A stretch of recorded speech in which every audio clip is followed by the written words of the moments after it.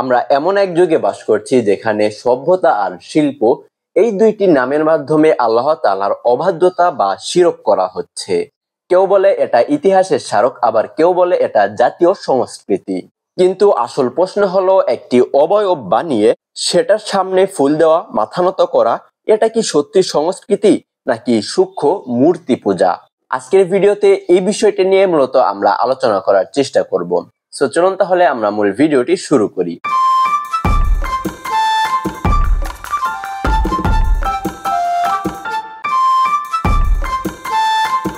মহান আল্লাহ তাআলা সূরা নূহের 23তম আয়াতে বলেছেন, আর তারা বলে, তোমরা তাদের উপাস্য বর্জন করো না ওয়াদ, সুয়া, ওয়াগুজ, ইয়াউক ও নাসারকে।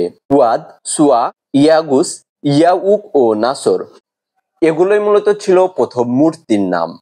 প্রথমে তারা ছিল আল্লাহ তাআলার নেককার বান্দা এবং আল্লাহ ভীরু একজন মানুষ তাদের স্মৃতিকে অমর রাখতে মূর্তি বানাতে শুরু করে এবং সম্মান দেখাতে শুরু করে। কিন্তু ধীরে ধীরে সেই সম্মান পরিণত হয় পূজায়। এভাবেই মূলত পৃথিবীতে মূর্তি পূজার সূচনা হয়। বুখারী ও মুসলিম শরীফে এমন একটি হাদিস রয়েছে, রাসূল সাল্লাল্লাহু আলাইহি ওয়াসাল্লাম বলেছেন, যারা ছবি আঁকে বা মূর্তি তৈরি করে, কিয়ামতের দিন তাদেরকে শাস্তি দেওয়া হবে এবং বলা হবে, তোমরা যেটা সৃষ্টি করেছিলে সেটাতে এখন প্রাণ দাও। এছাড়াও সহিহ বুখারীতে এমন একটি হাদিস রয়েছে, ফেরেশতারা সেই ঘরে প্রবেশ করে না যেই ঘরে কুকুর বা মূর্তি থাকে। অর্থাৎ ইসলাম শুধু মূর্তি পূজা নয়, বরঞ্চ মূর্তি বানানো বা ভাস্কর্য বানানোকেও কঠোরভাবে নিষেধ করেছে। কারণ আল্লাহ তাআলার সৃষ্টির অনুকরণ করাই হচ্ছে অহংকার, আর এই অহংকার হচ্ছে শয়তানের অন্যতম একটি গুণ। আজকের দিনে মূর্তি পূজার যে মূর্তি রয়েছে সেটি এখন আর মূর্তি নামে পরিচিত নয়। এখন এটাকে আধুনিকভাবে বলা হয় ভাস্কর্য। মানুষ ভাবে এটা শিল্প, এটা ইতিহাস।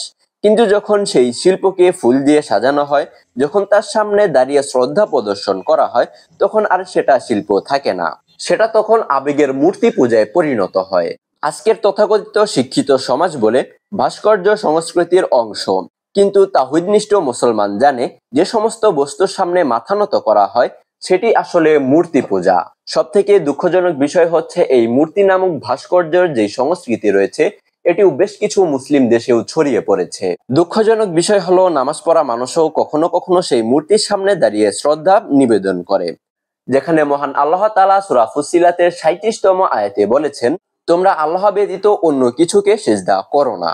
এই আয়াতের প্রেক্ষিতে এখন একটি প্রশ্ন আসে, সেটি হচ্ছে, তাহলে আমরা কাকে সম্মান দেখাচ্ছি, স্রষ্টাকে নাকি সৃষ্টিকে? প্রতিটি মুসলমানের উপর কিন্তু এখন একটি দায়িত্ব চলেই আসে, এই মূর্তি নামক ভাস্কর্যের বিরুদ্ধে আওয়াজ তোলা।